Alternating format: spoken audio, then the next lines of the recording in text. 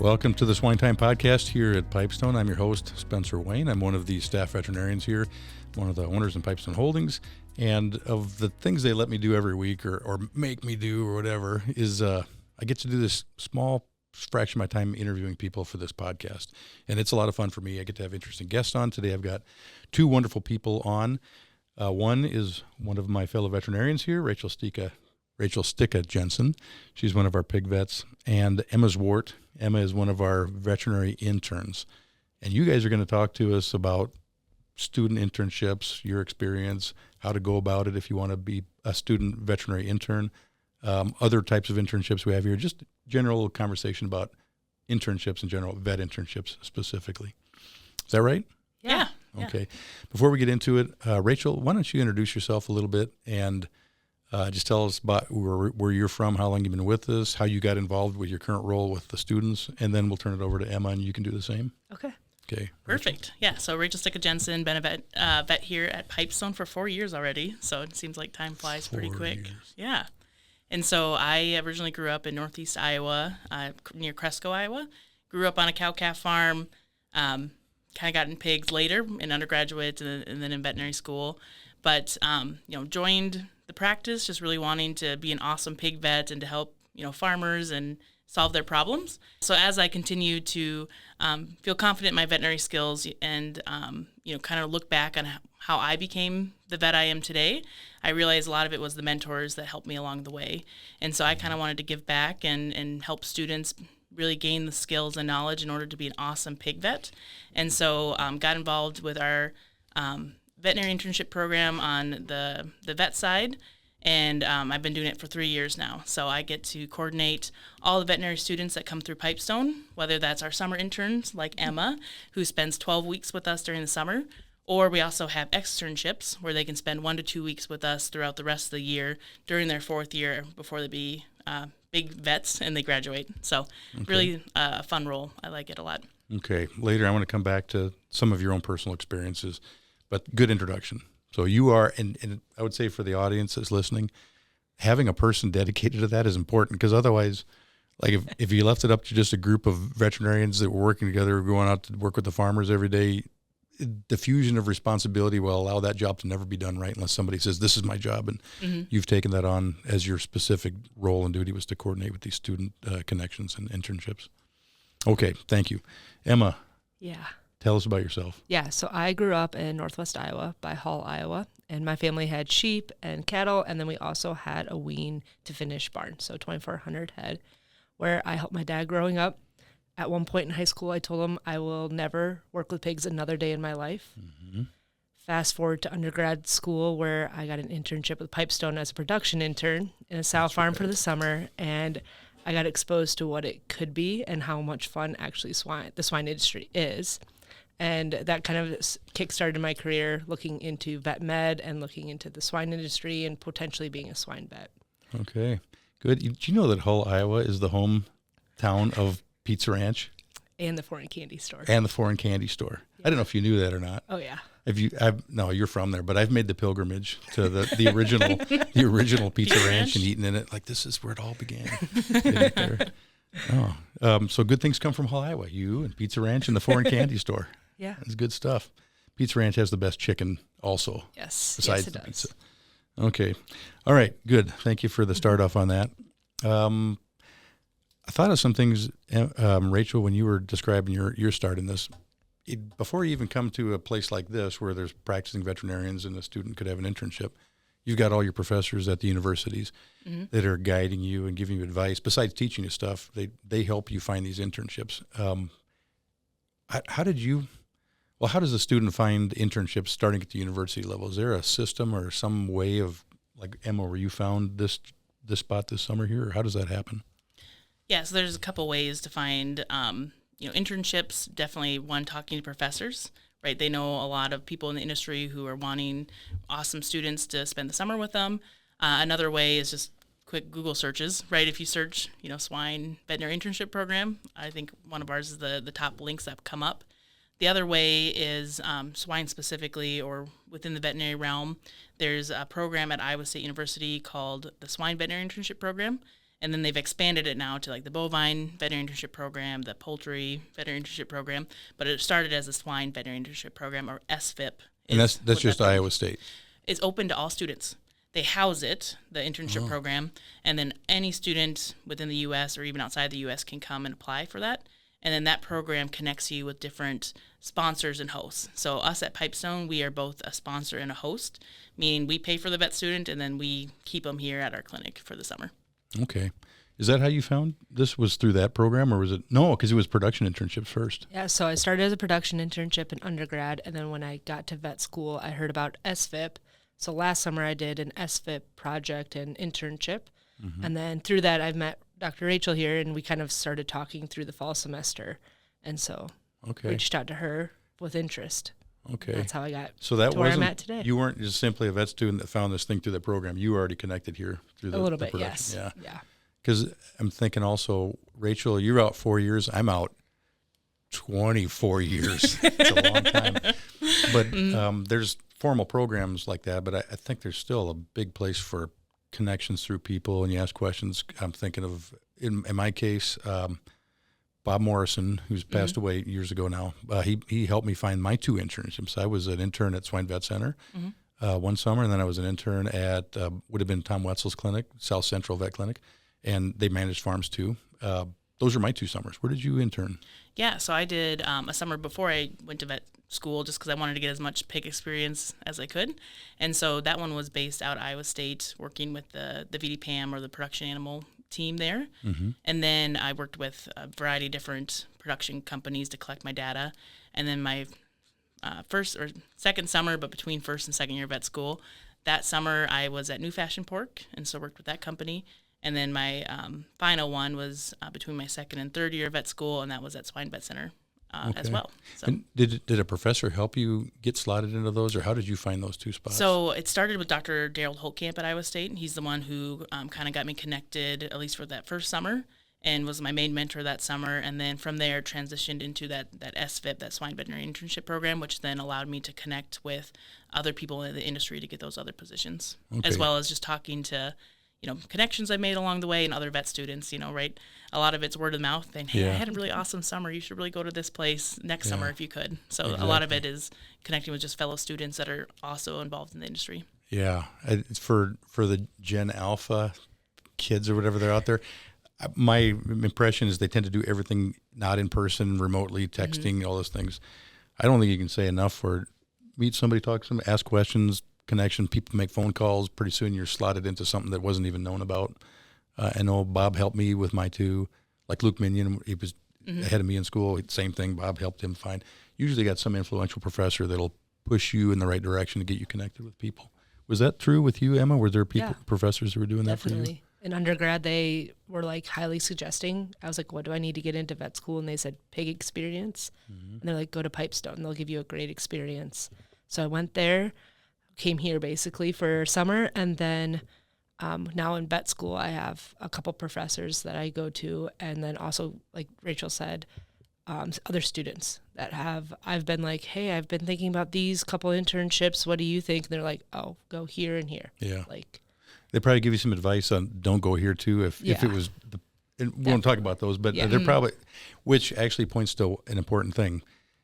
As a practicing vet clinic or a group of veterinarians, or just a veterinarian out there, if you're trying to connect with students, you should probably get to know the professors, at least have some good working functional relationship with the influential people in those students' lives, which is their professors. Is that true, Rachel? Or how? Yeah, I think it's super important. That's one thing I do in my role as the veterinary student coordinator is I definitely stay in touch with the professors, with the major, food producing veterinary students. So, a lot of the universities in the Midwest, like Illinois and Iowa State, Minnesota, Kansas, right? Stay in connection with the professors there. And then I think it's also important to connect with the students too. And so I also, every fall, will go to all of the different universities and kind of do a tour where I sponsor a lunch. So what student doesn't love free food? I know I loved it when I was a student. Pizza Ranch, exactly. And so we'll, feed them some lunch. And then usually we just do a fun case-based study. So usually the goal is just just teach the students something fun about pigs. And the second one is I just want to motivate them about pigs in general, like I think people often be like, oh, you're a pig vet? Like that's all you do is one species? Isn't that boring? Yeah. And so I want to inspire students that being a swine veterinarian is an awesome path, and there's so many fun things you get to look at, right? It's not just, oh, it's one species. There's economics, there's population medicine, individual medicine, and you get to work with just really cool people, right? The farmers we work with every day are awesome. So that's kind of also an important key is professors and the students themselves. Yeah. And the professors know a lot too. It happened multiple times where I'm talking to a professor where I went to school at U of M, and the professor says, oh, this person that just graduated, oh, that person was the pick of the litter. They know who the good students are. Mm-hmm. Besides knowing who the good vet clinics or places to have an internship are, they know who the serious students are too. And if they give you a lead, that's a big deal to have a professor say, that's a sharp student. They know they'll go places versus this one's kind of phoning it in most of the days. We don't know about him or her. And they know a lot. Yeah, it's a two-way street, right? Yes, exactly. We want to provide the students with an awesome experience, but we also want to be provided awesome students, right? That would be hopefully potential hires or people we get to work with in the industry. Mm-hmm. All right. Emma, why don't you tell us a little bit about your summer so far? Because last summer you were a production intern. Last summer I was a SFIP intern at Swine Vet Center. Oh, I'm sorry, 2 summers ago. 3 summers, technically. Oh, man. Yeah, it was a little bit ago, but... Okay, and that would have been with us as a production. So just to spend a little time on that, you came in as one of our interns, but not as a vet intern, as a production intern. And what did you do? You were whole summer at one sow farm? I split my summer between 2 sow farms. So I was at Dakota, which is right outside of Pipestone here, and then I was at Twin Rock as well. So half my summer in one where I learned farrowing, gestation, GDU, just basic what is the daily task of any caretaker on a farm, and then just learning. So I got to breed sows for the first time. Never had done that. Never farrowed a sow, so learned how to do that. Learned how to process, how to give wean shots, just all the basics. I remember the first day I walked in, we showered in. I was like, this is a little weird. Not used to showering into places, but I trust the process. They handed us gloves and earplugs and said, all right, we're weaning. Go learn how. So I walked in, had no clue what I was doing, and just jumped in. And I think that's the best way to learn. Yeah. Well, so now fast forward to your veterinary intern here, go off to be a swine veterinarian. Knowing those things is really important. Yeah. I wish I had a more formal introduction to a modern current production setting rather than what I had as a kid growing up, because you'll learn things. I take it for granted now, but it's an important spot to stop and learn what the people are going through in the barns. You know, what are they actually doing? To know what the expectations are. Yeah, especially if you, like, as vets, we come in and we're like, okay, we kind of want to change this up a little bit, add an extra vaccine in or something like that. How much resources is it going to take to do that? I've been that person that's been like, oh, the vet wants us to do another shot. Okay, this will add an extra hour or 2 to our day. So just having that background and understanding what I'm asking of the team to go forward and do with decisions that potentially us as a vet team could be making going forward. So that's you've got that in your resume that a lot of students don't. So that's part of your production background, or your background is that production internship. Now this summer you're doing, what is it? What are you doing this summer? I know you've got a few projects. Can you talk, however much you can talk about those projects?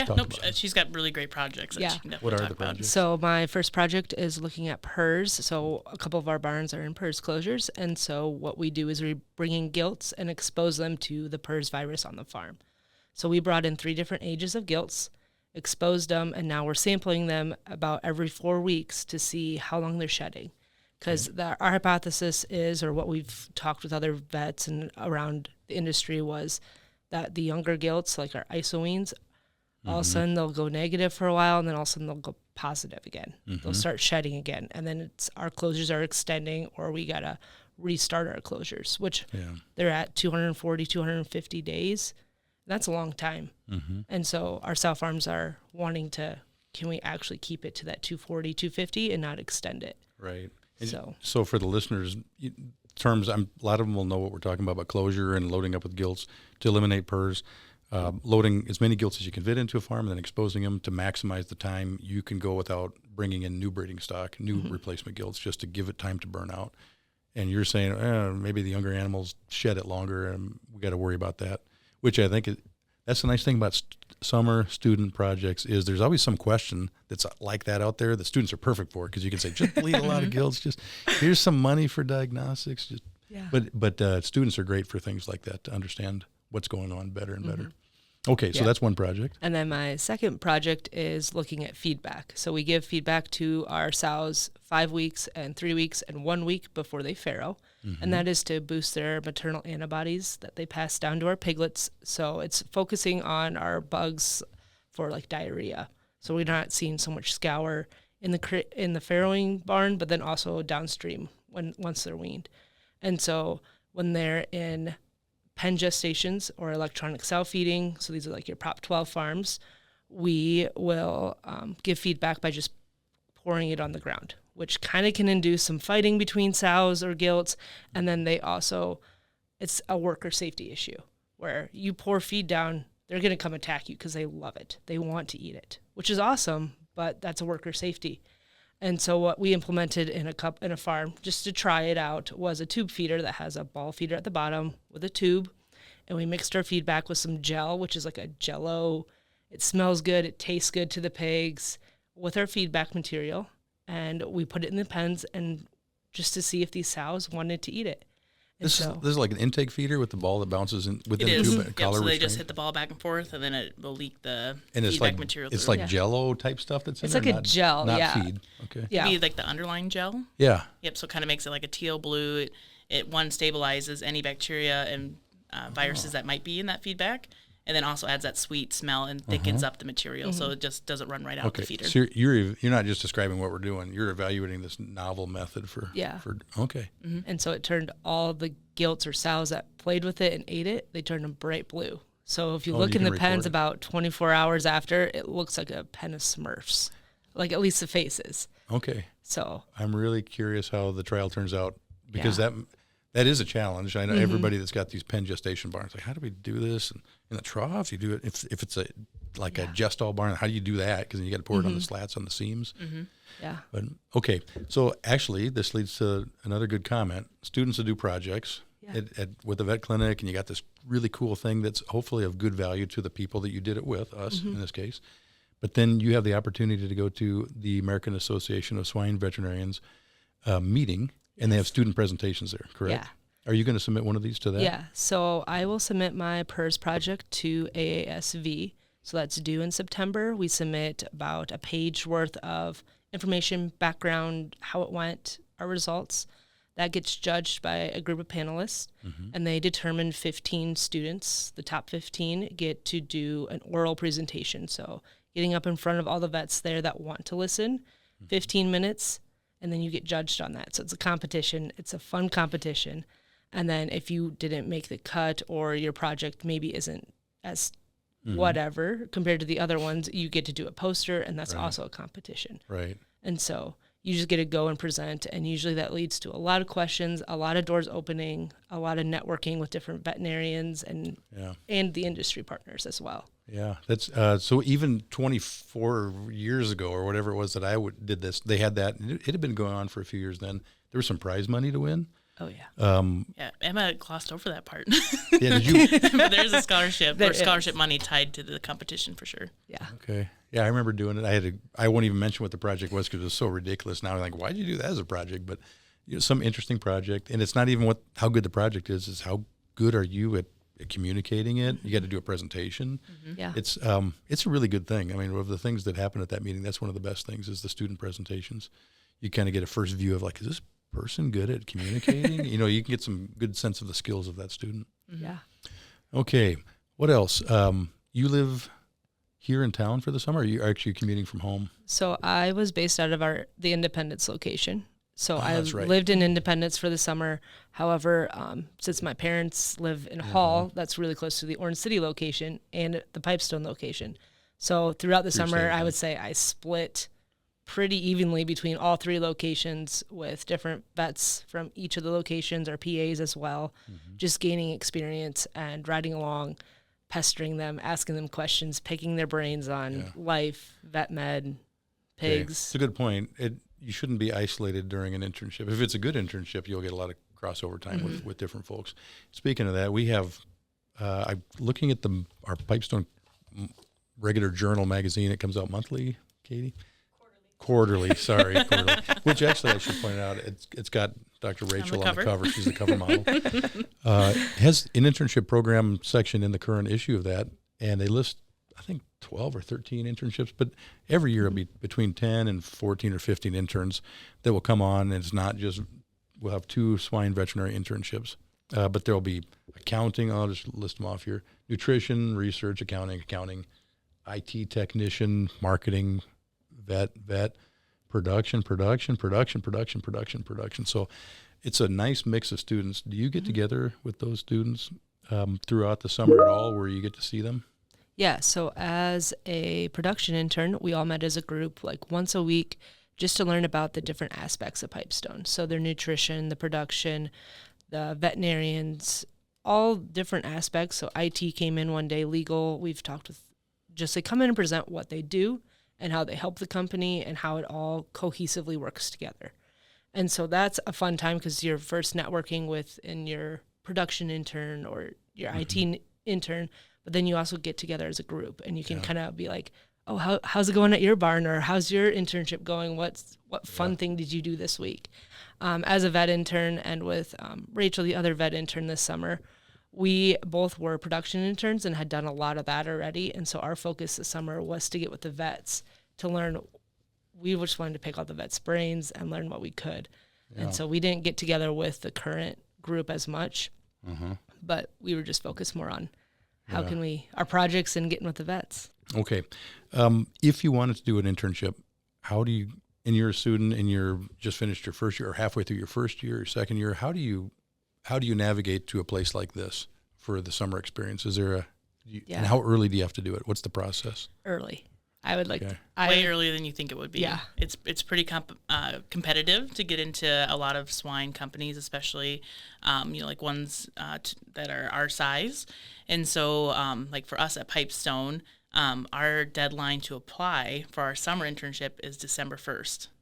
And so really, that's the deadline. That's the deadline just to apply. Then there's an interview process, right? Then there's selection. And so, you really need to start thinking about it really, October, November, where you want to spend the next summer. So basically kind of start classes and then start thinking, what do I want to do the next summer? Okay, so if you're a first year or second year vet student, typically those would be the two, and you think you want to do pigs, you should start checking on options and do it early, like right away in the fall. I'd say probably talk to your professors and get some advice, like, what about this? And they'll probably give you some guidance. And then I'm guessing that program has a website that lists the different options. On Iowa State's website, you can type in SVIP or SVIP, and it'll be like the first Google hit. Okay. And you can click on that, and that tells you what you need for a resume, cover letter, and like an application. Okay. And that is due a little bit later than what Pipestone's application is due. Oh, ours is December 1st. Ours is December 1st. I think SVIP is December 15th or so, but still all December, right? Well, before the summer. So I imagine there'll be applicants, and then another logical time to meet people is at the AASV meeting in March, and so applicants have applied.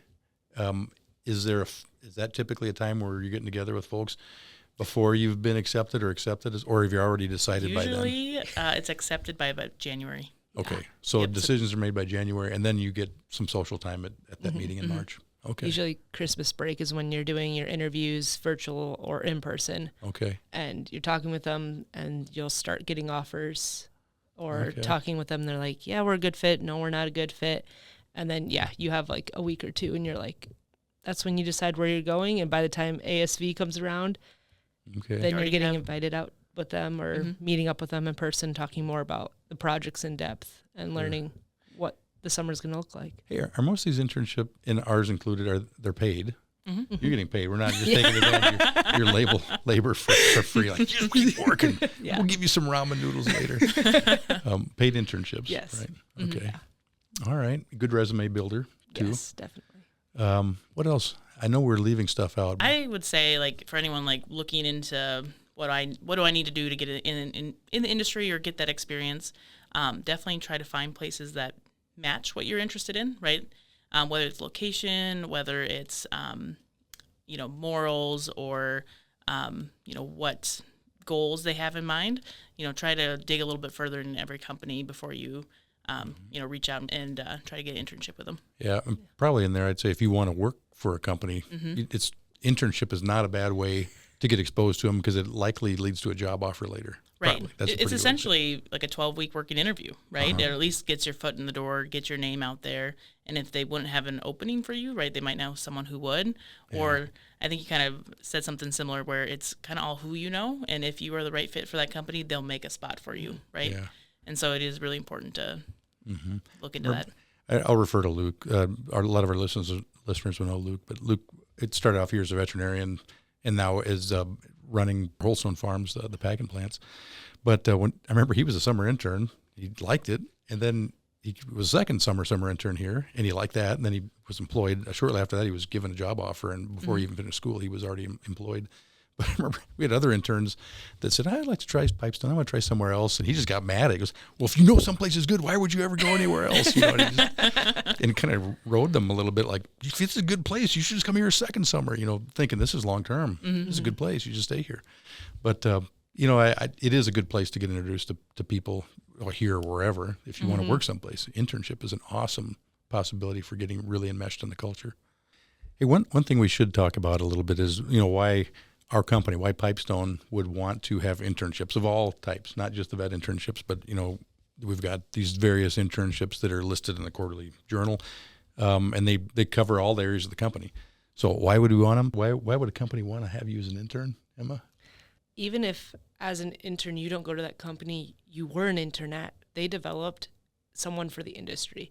And yes, we got to focus in on ourselves and as a company, but then also looking as an industry. We want to keep that moving forward. We want to keep interest. We want to drive that interest. So for an IT intern who thought they would go work for a swine company, like that just doesn't sound like a normal thing that maybe, as far as I know, that they would want to go do. But by getting them in here for the summer, hey, that opens the door to agriculture. I can go, if it's not maybe Pipestone, I can go find another company that I kind of understand why they need all this help on the IT side. I got that background, and now I can apply that. And as an industry, that's huge because we need to keep growing the swine industry. Okay. All right. Thank you. Thank you for that answer. Rachel, I got my ideas, but why would you say we'd want to have these types of internships? I would say for me, it kind of follows our core value of helping farmers. It kind of falls in the same bucket, help students, right? If we can help these students have a really good, awesome experience where they learn, they become well-rounded individuals, where they can then graduate and join our industry, they can only help these farmers and help us as Pipestone help these farmers further, right? Yeah. When they have these experiences to fall back on, it just makes everything go a lot smoother, as well as ensuring that we also have great employees going forward into the future, right? We want to help raise the next employees, the next people that we work with, and this is part of the way that we do that. Yeah, no, I agree totally. So if the company's, one of our core values is growth, and so if you're going to grow, you got to grow people, and you want ZipRecruiter people, or do you want people that you pulled in and curated the group and cultivated it, which is, I think, the best option when you've got people that you really wanted to be here. And these interns are great first job interviews, like I said, a working job interview, get really good exposure. They're fantastic for that purpose alone, just to go out and grab the next generation of talent. Okay, I'll quit talking. What else? Anything else we left off? I would just like to add, like as an intern or someone that is looking to be an intern, just dive in, say yes. Yeah. Think about it a little bit later. Like just say yes and go do. Because the only way you're gonna get the experience is by saying yes. You might be uncomfortable, but just get comfortable being uncomfortable, because then that's when you're learning. That's when you're growing as a person. That's when you're developing these skills that are necessary to be out in the industry. Yeah. Your comfort zone. You shouldn't stay in your comfort zone. Correct. Don't be afraid to do something new or different. Yeah. Okay. Good. Yeah, and to just try, right? Both like Emma and Rachel, I think you've done tonsil scrapes before, but with her projects, she's done a couple hundred tonsil scrapes at this point, right? It's a great time to really broaden your technical skills and really get good at bleeding, get good at tonsil scrapes, snaring animals, right? It's the time just to get that hands-on and really learn. Exactly. That's I learned to bleed my summer internships. Everybody learns to bleed. All right. Katie's looking at her watch, so We should wind it down. I want to say thanks to our two guests. Thank you, Dr. Rachel. Thanks, Emma. Yeah. Thanks to our listeners for being part of this, and we'll catch you next time on the SwineTime Podcast. The SwineTime Podcast was created for the pork industry and individual pork producers around the country. Hosted by me, Dr. Spencer Wayne with Pipestone Veterinary Services, the podcast contains pork industry news, advancements in animal care, and how to enhance your productivity. Find the SwineTime Podcast at www.pipestone.com or on your favorite listening platform.